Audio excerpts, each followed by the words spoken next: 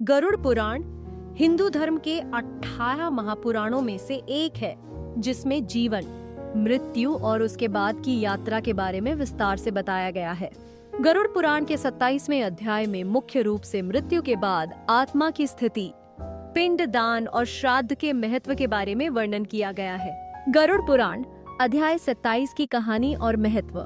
गरुड़ पुराण के इस भाग में भगवान विष्णु और पक्षीराज गरुड़ के बीच संवाद जारी रहता है।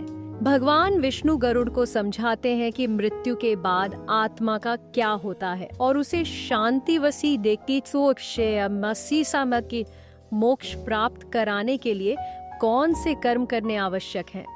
मृत्यु के बाद आत्मा की यात्रा। इस अध्याय में बताया गया है कि आत्मा शरीर छोड़ने के बाद भी अपने कर्मों के अनुसार एक विशिष्ट यात्रा पर निकलती है।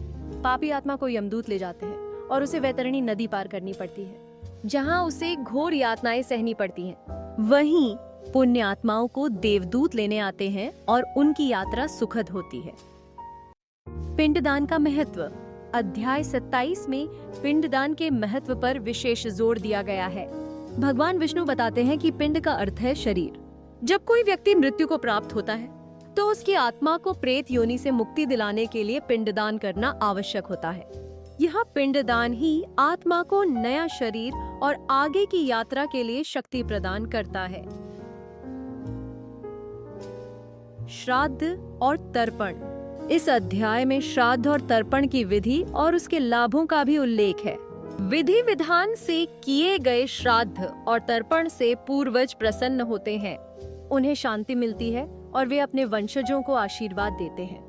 यदि ये कर्म न किए जाएं, तो आत्मा भटकती रहती है और पितृदोष लगता है, जिससे परिवार में अशांति, रोग और बाधाएं आती हैं। कर्मों का फल। गरुड़ पुराण का यह भाग इस बात पर भी प्रकाश डालता है कि हर व्यक्ति को अपने कर्मों का फल अवश्य भोगना पड़ता है। अच्छे कर्मों का फल स्वर्ग के रूप में और बुरे कर्मों का फल नरक की यातनाओं के रूप में मिलता है।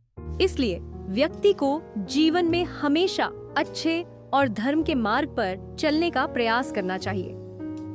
संक्षेप में, गरुड़ पुराण का 27वां अध्याय हमें यह सिखाता है कि मृत्यु के बाद की यात्रा कैसी होती है और किस तरह से हम पिंडदान, श्राद्ध और अच्छे कर्मों के माध्यम से अपनी और अपने पूर्वजों की आत्मा को शांति प्रदान कर सकते हैं। यह हमें जीवन में सत्कर्म करने के लिए प्रेरित करता है।